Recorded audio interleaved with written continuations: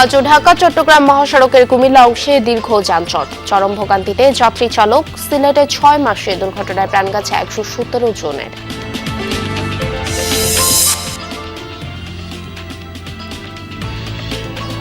দায়িত্ব গ্রহণের পর কাল প্রথমবার চট্টগ্রাম ও কক্সবাজার যাচ্ছেন প্রধানমন্ত্রী তারেক রহমান। সফর ঘিরে চলছে জোর প্রস্তুতি, উচ্ছ্বসিত বিএনপির নেতাকর্মীরা।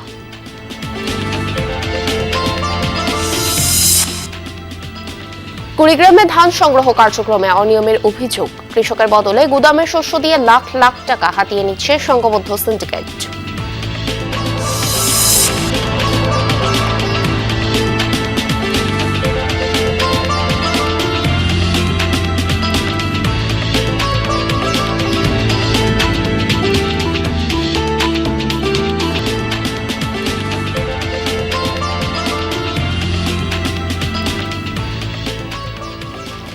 আমন্ত্রণ সংবাদ সারা দেশে, আপনাদের সঙ্গে আছি আমি স্নিগ্ধ পুরবী। আর এতক্ষণ দেখছিলেন শিরোনাম।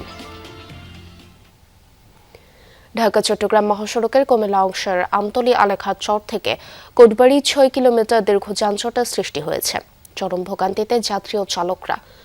সকাল থেকেই মহাসড়কে দীর্ঘ যানজট ছিল, বেড়া বাড়ার সাথে সাথে তা কিছুটা কমে আসে। হাইওয়ে পুলিশ জানিয়েছে, মহাসড়কের আমতলী এলাকায় ঢাকামুখী অংশ দীর্ঘদিন ধরেই খানাখন্দে ভর্তি। গতকাল সেখানে এক দফা অস্থায়ী সংস্কার কাজ শুরু হয়। পুরোপুরি সংস্কার কাজ শেষ হলে যান চলাচল স্বাভাবিক হয়ে আসবে বলে জানিয়েছে পুলিশ। এদিকে গতকালও এক স্থানে দীর্ঘ যানজটের কারণে দুর্ভোগে পড়েন চলাচলকারীরা।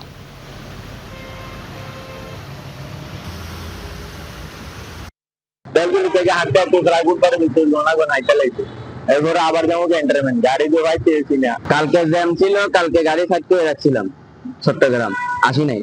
তো আজকে সকালবেলা বড় বড় রওনা দিচ্ছি, এখন বেলতুলি থেকে এখন জাম করে দিচ্ছি। এখন আল্লাহ জানে কখন ক্যান্টনমেন্ট পার হবো। আজকে 2 দিন যাবত যাত্রীদেরও ভোগান্তি, আমাদেরও ভোগান্তি। গ্যাস খরচে যাত্রী যেতেছে, ইনকাম তো নাই। দর্শক, এ বিষয়ে আরো জানাতে যুক্ত হচ্ছেন সহকর্মী খোকন চৌধুরী।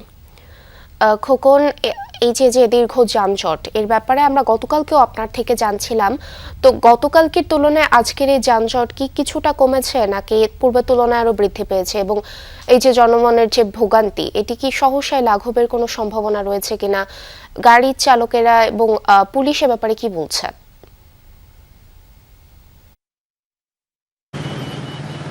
পূর্বী আসলে গতকালকের তুলনায় যদিও আজকে কিছুটা যানজট কমেছে, কিন্তু আসলে ভোগান্তি কিন্তু কমেনি। অর্থাৎ এই অল্প কতটুকু রাস্তা যেতেই কিন্তু 3 থেকে 4 ঘন্টা 5 ঘন্টা লেগে যাচ্ছে।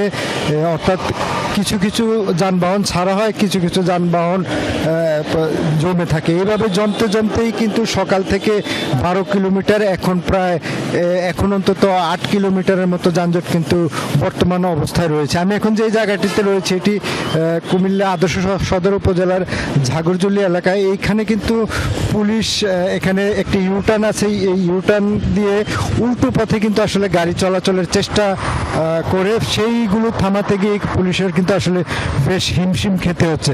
তো সকাল থেকেই যানজট নিয়ে আমরা কথা বলেছিলাম সড়ক ও জনপথের যে নির্বাহী প্রকৌশলী, যে আসলে এই সমস্যার সমাধান কবে নাগাদ হবে। তারা যেটি জানিয়েছেন যে এখানে এখন বৃষ্টির কারণে তাদেরকে অস্থায়ীভাবে এই সংস্কার কাজ চালাতে হচ্ছে ইট এবং বালু দিয়ে। তো ফলে কিন্তু একটু বৃষ্টি হলেই কিন্তু এই বালু ধুয়ে মুছে যায়। গতকাল যে এই ধরনের সংস্কার করা হয়েছিল সেটি কিন্তু রাতের বৃষ্টিতে ধুয়ে মুছে আরও গর্তের সৃষ্টি হয়েছে। তো আসলে সব মিলিয়ে এই যে কুমিল্লার যে আমতলির যে এলাকাটি, সেই এলাকাটি স্থায়ী সংস্কার না হলে এখানে কিন্তু এই সমস্যা চলতেই থাকবে। হাইওয়ে পুলিশ যেটি জানিয়েছে যে এই ধুয়ে মুছে যাওয়ার কারণে কিন্তু আরও বড় বড় গর্ত সৃষ্টি হচ্ছে এবং আরও ধীরগতি হচ্ছে। তো ফলে এই সড়কটি কিন্তু একটি ভয়াবহ অবস্থা ধারণ করেছে। এটি যতক্ষণ পর্যন্ত স্থায়ীভাবে সংস্কার না করা হবে ততক্ষণ পর্যন্ত কিন্তু এই ভোগান্তি কমে আসবে এমনটি আশা করা ভুল। তবে যেটি সড়ক ও জনপথ বলছে যে বৃষ্টির পরেই তারা কিন্তু আসলে স্থায়ী সমস্যার সমাধানে তারা কাজ করবে না। এখন আসলে অপেক্ষা করতে হচ্ছে কখন নাগাদ এই কাজটি শুরু হবে। আর যারা যানবাহন চালাচ্ছেন তারা কিন্তু ক্ষুব্ধ। তারা বলছেন বিশেষ করে দূরপাল্লার যারা পণ্যবাহী যানবাহন চালাচ্ছেন তাদের কিন্তু আসলে খরচ, এবং বাস চালক যাদের রয়েছেন তাদের কিন্তু যে খরচ রাস্তায় ঘন্টার পর ঘন্টা বসে থেকে, সেগুলো কিন্তু তাদের পকেট থেকেই যাচ্ছে। ফলে তারা কিন্তু একটি বিপাকে পড়ে আছেন বলে জানিয়েছেন পূরবী। অনেক ধন্যবাদ খোকন আপনাকে আমাদের সাথে যুক্ত হওয়ার জন্য। কুমিল্লা শহরে অন্যতম দুই প্রবেশদ্বার, একদিকে মেডিকেল কলেজ হাসপাতাল, অন্যদিকে বিশ্ববিদ্যালয়, ইপিজেড, সরকারি বেসরকারি অসংখ্য প্রতিষ্ঠান। দুই রুটে প্রতিদিন হাজার হাজার মানুষ ও যানবাহনের চলাচল, অথচ বছরের পর বছর স্থায়ী সংস্কারের অভাবে সড়ক দুটি এখন পরিণত হয়েছে জনদুর্ভোগের কারণ। বাড়ছে যানজট, দুর্ঘটনার ক্ষোভ। বিস্তারিত খোকন চৌধুরীর প্রতিবেদনের শেষ পর্বে। ক্যামেরায় ছিলেন জিহাদুল ইসলাম। আরামদায়ক বা নিরাপদ পথ চলা, এই শব্দ দুটির সাথে পরিচিত নন কুমিল্লাবাসী। বেহাল এই চিত্র বাকরাবাদ থেকে তমসম ব্রিজ হয়ে কোটবাড়ি এবং জাগরজুলি থেকে কান্দিরপাড় সড়কের। প্রতিদিন এই পথ মারিয়েই স্কুল, কলেজ, অফিস, আদালতে যায় কয়েক হাজার মানুষ। অথচ নগরীর গুরুত্বপূর্ণ দুটি রাস্তার দিকে তাকালে স্পষ্ট হয় অবহেলার প্রতিচ্ছবি। বিভিন্ন স্থানে ছোট বড় গর্ত, সামান্য বৃষ্টিতে গোটা পথই তলিয়ে যায় পানিতে। ঝুঁকির পাশাপাশি সীমাহীন দুর্ভোগ পোহাতে হয় পথচারীদের। কিছুদিন আগে সেখানে একটা অ্যাক্সিডেন্ট হয়েছে, একজন লোক মারা গেছে। আবার এই রাস্তাতে একটা অ্যাক্সিডেন্ট হয়েছে, 9-এর একটা ছেলে মারা গেছে। আর মেডিকেলের সামনে তো অবস্থা একদম বেশি খারাপ, তো ওইখানে রুগীদেরও অনেক বেশি প্রবলেম হয় আর সব সময় জ্যাম লেগে থাকে। গাড়ি আছে এদিকে, বস্তা সহকারে হাইটা নিয়ে দিয়ে লাগে। এই যে অবস্থা, একদিন আমার চাকা ভাঙে গেছে গাড়ি। এই রাস্তায় চলাচল করার জন্য সুস্থ লোক অসুস্থ হয়ে যাচ্ছে, আর অসুস্থ লোক আরও বেশি অসুস্থ হয়ে পঙ্গু হয়ে যাচ্ছে। স্থানীয়দের অভিযোগ, বছরের পর বছর চলেছে নামকাওয়াস্তে সংস্কার। বর্ষা মৌসুমে কার্পেটিং ওঠে, বের হয় ভেতরের খোলস।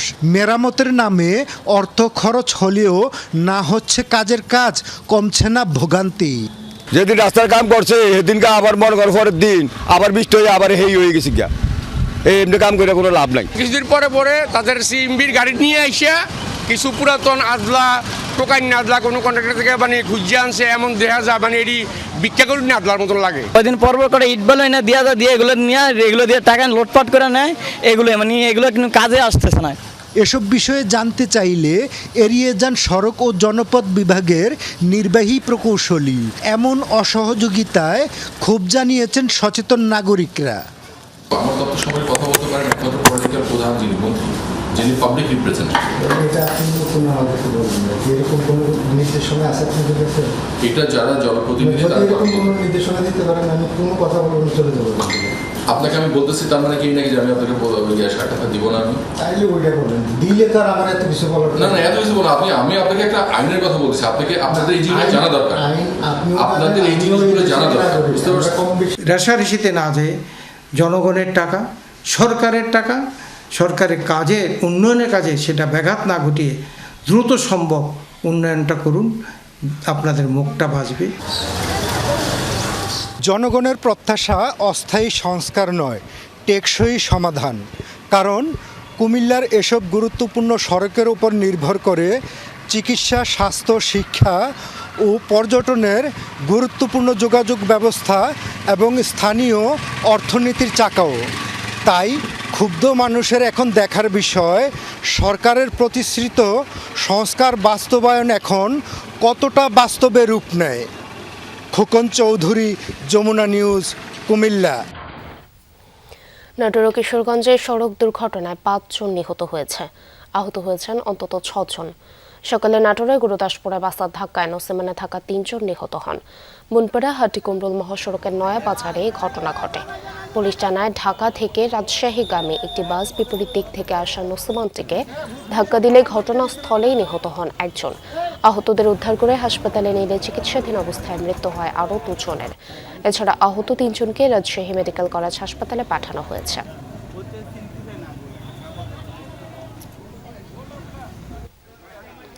এদিকে কিশোরগঞ্জের বাকুন্দিয়ায় অনন্য পরিবহনের একটি বাসের চাপায় অটোরিকশার চালক সহ এক যাত্রী নিহত হয়েছেন। গুরুতর আহত 2 জন। পুলিশ জানায়, সকাল 6টার দিকে টোক থেকে কিশোরগঞ্জগামী একটি বাস বরাটিয়া বাজার চৌরাস্তা এলাকায় পৌঁছালে চালক নিয়ন্ত্রণ হারান। এ সময় বাসটি অটোরিকশাকে চাপা দিলে চালক ও এক যাত্রী নিহত হন। গুরুতর আহত হন আরও 2 জন। সিলেট ঢাকা মহাসড়কের শেরপুর থেকে তেলিবাজার অংশে দিন দিন বেড়েই চলেছে মৃত্যুর মিছিল। শ্রমিকদের দাবি, বেহাল সড়কই দুর্ঘটনার মূল কারণ। অন্যদিকে সচেতন নাগরিকরা বলছেন, অদক্ষ চালক, বেপরোয়া গতি সহ একাধিক কারণ এসব দুর্ঘটনার জন্য দায়ী। জেলায় গত 6 মাসে ঘটেছে 185টি দুর্ঘটনা, প্রাণ গেছে 117 জনের। এমন পরিস্থিতিতে উদ্বিগ্ন যাত্রীরা। মহাসড়ক নয়, যেন মরণ ফাঁদ। সিলেটের এই সড়কেই শুক্রবার 2 বাসের সংঘর্ষে নিমিষে নিভে যায় 9টি প্রাণ। নিহতদের সবাই ইউনিক বাসের যাত্রী ছিলেন। তাদের মধ্যে বন্ধুদের নিয়ে সিলেটে ঘুরতে এসেছিলেন সাইফুল ইসলাম। তবে আর ফেরা হয়নি পরিবারের কাছে। মরদেহ দেখে কান্নায় ভেঙে পড়েন তার ভাই। ঘুরতে আসছিল ভাইয়ের বন্ধু, আমার বড় ভাইয়ের বন্ধু বান্ধব সবাই। আমার 2 ফ্রেন্ড ওরা বিমানে চলে যাবে ঢাকাতে, আর আমরা ইউনিকের 3টা সিট নেই। ঢাকা সিলেট মহাসড়কের শেরপুর থেকে তেলিবাজার পর্যন্ত প্রায় 35 কিলোমিটার দুর্ঘটনাপ্রবণ সড়ক। প্রায় এখানে ঘটে বড় দুর্ঘটনা। গত মে মাসেও ট্রাকের ধাক্কায় মৃত্যু হয় এক পিকআপে থাকা 7 শ্রমিকের। চালকদের দাবি, সড়কের বেহাল দশা, মহাসড়কে অবৈধ যান চলাচল দুর্ঘটনার বড় কারণ। রাস্তার তো অবস্থা খুবই খারাপ, ভয়াবহ রাস্তা। যে গর্ত হইছে রাস্তার মাঝে খুব মারাত্মক, যে কোনো সময় গাড়ি দুর্ঘটনা ঘটতে পারে। রোডের মধ্যে অনেক অবৈধ গাড়িগুলোর কারণে এই দুর্ঘটনা ঘটে। সিএনজি ও টুরিস্টকা অনেকগুলা গাড়ি আছে, তারা বড় গাড়ির লোকে তারা পারাপারি করতে চায়। 90 টাকা 80 টাকা টুল তুলে আমরা তো রাস্তাটা সুন্দর করে দিই, রাস্তা সুন্দর লাগে এই দুর্ঘটনা ঘটে। তবে সচেতন নাগরিকরা মনে করছেন, অদক্ষ চালক, বেপরোয়া গতিসহ একাধিক কারণে এসব দুর্ঘটনা ঘটছে। পুলিশ বলছে, দীর্ঘ যাত্রার কারণে এই অঞ্চলে এসে চালকদের মধ্যে ক্লান্তি আসে। এর ফলেই এলাকাটি দুর্ঘটনাপ্রবণ হয়ে উঠেছে। মহাসড়কের 6 লেনের কাজ সম্পন্ন হলে দুর্ঘটনা অনেকটাই কমে আসবে বলে মনে করছেন তারা। ড্রাইভারদের বেপরোয়া চালনা এবং কে কাকে ওভারটেক করে সামনের দিকে চলে যাবে এবং অদক্ষ ড্রাইভার, ফিটনেসবিহীন গাড়ি এবং সর্বোপরি আমাদের রাস্তার যে অবস্থা, এটা চিন্তার বাইরে। যে নিয়মে থাকার কথা সেই নিয়মে থেকে অতিরিক্ত নিয়মে বেপরোয়া গতিতে চালানোর কারণেই এই দুর্ঘটনাটা বেশি। ঢাকা সিলেট মহাসড়কের 6 লেনের কাজ চলমান আছে। কাজ অনেক জায়গায় কিছু কাজে দৃশ্যমান হয়েছে।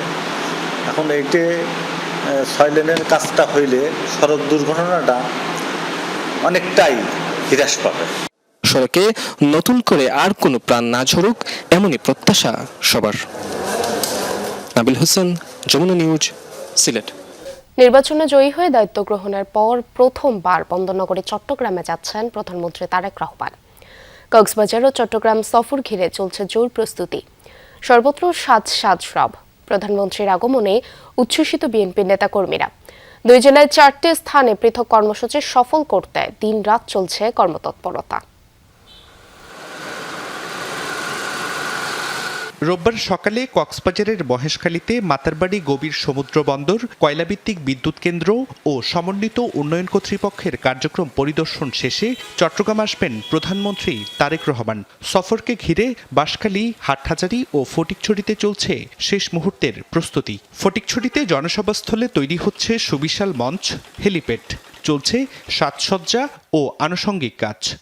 আমাদের এমপি মহোদয় শপথ নেওয়ার পর আমরা আমাদের প্রধানমন্ত্রীকে পরিচয়তে আমাদের আসার সৌভাগ্য হয়েছে। সকল বাহিনী একসাথে কাজ করছে যাতে এই প্রোগ্রামটাকে অত্যন্ত সুন্দরভাবে করা যায় এবং মাননীয় প্রধানমন্ত্রী যেভাবে বন্যার্থদের কাছে ছুটে আসতেছেন, আমরাও আমাদের বন্যার্থদের পাশে থাকি, তাদের পাশে থেকে এই অনুষ্ঠানটি সুন্দরভাবে করতে যাচ্ছি। নেতা কর্মীদেরও খবর নেবে, এলাকার উন্নয়নেরও খবর নিচ্ছে এবং হেফাজতুল ইসলাম আমির সাহেবের সাথেও উনি সাক্ষাৎ করবেন। এটা আমার জন্য এবং ফটিকছড়িবাসীর জন্য অত্যন্ত খুশি। বাঁশখালীতেও চলছে প্রধানমন্ত্রী তারেক রহমানকে বরণের জোর প্রস্তুতি। এরই অংশ হিসেবে ক্ষতিগ্রস্ত পরিবারকে দেওয়ার জন্য নির্মিত ঘর পরিদর্শন করেন বিভাগীয় কমিশনার। মন্ত্রী, এমপি এবং বিএনপি নেতাকর্মীরাও তৎপর। কোথায় কি কর্মসূচি, কিভাবে হবে জনসমাগম, এসব নিয়ে চলছে শেষ মুহূর্তের প্রস্তুতি। বন্যা দুর্গতদের আক্রান্ত বেশি ছিল, তিনি তাদের পাশে এসে দাঁড়ানোর জন্যই এই কর্মসূচি দিয়েছেন।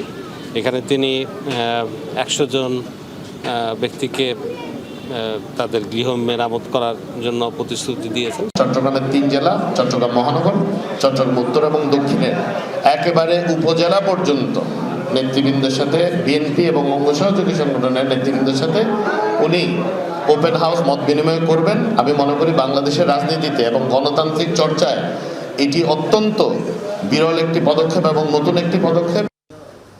প্রধানমন্ত্রীর আগমন ঘিরে উচ্ছ্বাস, উন্মাদনা বিএনপি ও অঙ্গ সংগঠনের নেতাকর্মীদের মাঝে। দলীয় কার্যালয়ে বাড়ছে ভিড়। সভা সমাবেশ আর প্রস্তুতি বৈঠকে চলছে দলের প্রধানকে বরণে কর্মপরিকল্পনা। নির্বাচনের পরে প্রথম চট্টগ্রাম সফর আসছেন, আমাদেরকে প্রায় 1 থেকে 1.5 ঘন্টা সময় উনি দিতে পারবেন। তো এই সুযোগে আমরা আমাদের তৃণমূলের নেতাকর্মীদের সাথে যতটা সম্ভব ততটা উনি কথা বলার চেষ্টা করবেন। এই জন্য সেইভাবে আমরা আমাদের প্রস্তুতি নিচ্ছি। মহানগর বিএনপির সকল নেতা কর্মী ওনার আসার পরিপ্রেক্ষিতে আমরা অত্যন্ত উজ্জীবিত। আমরা যেহেতু উনি প্রথমবার আসতেছেন, আমরা ওনাকে স্বাগত জানাচ্ছি। নতুন উদ্যমে আমরা আমাদের রাজনৈতিক কর্মকাণ্ডগুলি আমরা শুরু করব। রোববার সফরে মহেশখালী, বাঁশখালী, হাটহাজারী ও ফটিকছড়িতে নির্ধারিত কর্মসূচিতে অংশ নেবেন প্রধানমন্ত্রী তারেক রহমান। এসব কর্মসূচিতে স্থানীয় নেতাকর্মীদের সঙ্গে সরাসরি কথা বলবেন তিনি। দিনের কর্মসূচি শেষে চট্টগ্রামের 5 তারকা হোটেল রেডিসনে বিএনপির সাংগঠনিক সভায় যোগ দেওয়ার কথা রয়েছে প্রধানমন্ত্রীর। জুবাইর রিফাত, যমুনা নিউজ, চট্টগ্রাম। সারা দেশের সকল সিন্ডিকেট ভেঙে প্রান্তিক কৃষক যেন লাভবান হয় সেই উদ্যোগ গ্রহণ করবে সরকার, এমনটাই বলছেন আইনমন্ত্রী মোহাম্মদ আসাদুজ্জামান। সকালে ঝিনাইদহের শৈলকুপায় পাট ও পেঁয়াজ বাজার পরিদর্শন করেন তিনি। এ সময় মন্ত্রী বলেন, পণ্যের কৃত্রিম সংকটের পেছনে দায়ী মজুতদাররা। 1974 সালে বিশেষ ক্ষমতা আইন অনুসারে মজুতদারদের জন্য শাস্তির বিধান আছে, সর্বোচ্চ শাস্তি মৃত্যুদণ্ড। তাই যারাই পণ্য মজুত করে কৃত্রিম সংকটের সাথে জড়িত তাদের সতর্ক থাকার আহ্বান জানান মন্ত্রী। কৃত্রিম সংকটে এক ধরনের ধরেন মজুতদারি, এই মজুতদারির বিরুদ্ধে আইন আছে এবং যারা মজুতদারি করে আপনাদের অবগতির জন্য জানাচ্ছি 1974 সালের বিশেষ ক্ষমতা আইন যেটা করে দিয়ে গেছে, সেখানে মজুতদারের সর্বোচ্চ শাস্তি মৃত্যুদণ্ড। শুধু যারা মজুতদারি করবেন তারা ভেবে চিন্তা করবেন। কালুরঘাট বেতার কেন্দ্র মুক্তিযুদ্ধের সাক্ষী। সেখান থেকে স্বাধীনতার ঘোষণা দেন শহীদ প্রেসিডেন্ট জিয়াউর রহমান, বলেছেন তথ্য ও সম্প্রচার প্রতিমন্ত্রী ইয়াসের খান চৌধুরী। সকালে চট্টগ্রামের আঞ্চলিক তথ্য অফিস ও কালুরঘাট বেতার কেন্দ্র পরিদর্শন করেন তিনি। কর্মকর্তাদের সাথে মতবিনিময় কার্যালয়গুলোর সংকট ও সম্ভাবনা নিয়ে আলোচনা করেন। এই সময় প্রতিষ্ঠানগুলোতে জনবল সংকট সমাধানের পাশাপাশি আধুনিকায়নের প্রতিশ্রুতিও দেন তিনি। পরে আগামীকাল প্রধানমন্ত্রী সফরের প্রস্তুতির কথা তুলে ধরেন। বাংলাদেশের মহান স্বাধীনতার ঘোষণা দেওয়া হয়েছিল, শহীদ রাষ্ট্রপতি জিয়াউর রহমান স্যার এই ঘোষণাটা দিয়েছিলেন। এটি একটি ঐতিহাসিক স্থান। এটা কিভাবে রেকটিফাই করা যায়, কিভাবে এটা সংরক্ষণ সুন্দরভাবে করা যায় এবং শত শত বছর যেন এটা টিকে থাকে, সেই বিষয়ে আমাদের যদি যেই সব উদ্যোগ নেওয়ার প্রয়োজন আছে সেসব উদ্যোগ আমরা নিব। কুড়িগ্রামের সরকারিভাবে ধান সংগ্রহ কার্যক্রমে অনিয়মের অভিযোগ উঠেছে। সাধারণ কৃষকের পরিবর্তে গুদামে ধান দিয়ে লাখ লাখ টাকা হাতিয়ে নিচ্ছে সিন্ডিকেট। বঞ্চিত হচ্ছেন প্রকৃত কৃষক। এমন অনিয়মের বিষয়ে একে অপরের উপর দায় চাপাচ্ছে উপজেলা খাদ্য ও কৃষি বিভাগ। কুড়িগ্রামের নাগেশ্বরী উপজেলার ছাটবাড়ি গ্রামের বিধবা নাজভান। অন্যের বাড়িতে কাজ করে জীবন চালানো এই নারীর সম্পদ বলতে শুধু 15 শতক ভিটেমাটি। অথচ নাজভানের নামে সরকারি গুদামে ধান সরবরাহ করে টাকা হাতিয়েছে একটি সিন্ডিকেট। মানুষের বাড়িতে কাম করে খাই, আমার ভাতা দিবেছে নিয়ে গেছে, নিজে 2টা চেক নিছে। এমন পরিস্থিতির শিকার গ্রামের আরও অনেক অসহায় নারী। অভিযোগ, ইরি বড় মৌসুমে উপজেলার কৃষকদের কাছ থেকে সরকারি ধান কেনায় অনিয়ম হয়েছে। আসল চাষিদের বাদ দিয়ে তালিকায় নেওয়া হয়েছে দরিদ্র ও ভূমিহীনদের। তাদের নামে গোডাউনে ধান দিচ্ছে অসাধু চক্র। এতে ফসল উৎপাদন করেও ন্যায্য দাম থেকে বঞ্চিত অনেক কৃষক। প্রায় 34টা নাম, যার 0.5% জমি নেই বাড়ি চালা ছাড়া। এটা পুরোপুরি সিন্ডিকেটের মাধ্যমে হয়েছে। ওটা ছবি এলে নিয়ে যা ব্যাংকের মধ্যে নিয়ে যা ওই কোনো কত বলে চেক দেব। স্থানীয়রা জানান, বিভিন্ন ভাতা দেওয়ার কথা বলে অসহায় মানুষকে কৃষকের অনলাইন তালিকায় নাম লেখান সিন্ডিকেট চক্রের সদস্য দুলাল। পরে তাদের নামে গোডাউনে গেছে ধান, বিনিময়ে মিলেছে 1 থেকে 2,000 টাকা। অভিযোগ আছে 16 জন দিনমজুর ও হতদরিদ্রের কাছ থেকে 2টি করে সই করা চেকের পাতাও নেন দুলাল। থেকে 2 করে পাতাও ছিঁড়ি নিছি, এলা আমরা ভয়েতে আতঙ্ক হয়ে আছি। 1500 করে টাকা দিয়ে আমাকে বাড়ি পাঠিয়ে দেন, আর ওই চেক টাকা নিয়ে 2 করে কাগজ ছিঁড়ি নেন। কৃষিটা নাম দিব তাহে নামটা করে নিছে 5,000 করে টাকা মাসে তোমার 5,000 করে দিবি। তবে অভিযুক্তের দাবি, প্রভাবশালী মহলের নির্দেশে এসব কাজ করছেন তিনি। নিজে তো কাইও ধান নেয় না, ধান দেয় না সরকারে, এরা বিক্রি করে। খালি শুধু কচাকাটা ইউনিয়ন না, প্রতিটা ইউনিয়নে আপনারা যাচাই করে দেখেন যে প্রতিটা ইউনিয়নে একই অবস্থা। অনিয়মের প্রশ্নে একে অপরের ওপর দায় চাপালেন উপজেলা খাদ্য ও কৃষি কর্মকর্তা। আমরা তো কৃষককে চিনি না, কৃষি অফিস থেকে অনুমোদন করা হয় ওই তালিকা, তখন আবার ইউনোসারের মাধ্যমে ওটা আবার লটারি হয় অনলাইনে। সবাই তো ধান দিতে পারতেছে না, বা অনেকে আবেদন করে তার কাছে ধান আর মজুদ থাকে না। অনেকে আবেদন করে কিন্তু মজুদ থাকে না, কিন্তু এই মজুদ যে নাই সেটা তো ওই ব্যক্তির ধান তো তারা সংগ্রহ করার কথা না, কিন্তু সংগ্রহ তারা কিভাবে করছে। চলতি মৌসুমে নাগেশ্বরী উপজেলার 807 জন কৃষকের কাছ থেকে মন প্রতি 1440 টাকা দরে প্রায় 2,500 মেট্রিক টন ধান কিনবে সরকার। সাইফ আহমেদ, যমুনা নিউজ। দর্শকেরা, এই ছিল সংবাদ সারা দেশের এখনকার আয়োজনে। এতক্ষণ সাথে থাকার জন্য ধন্যবাদ সবাইকে।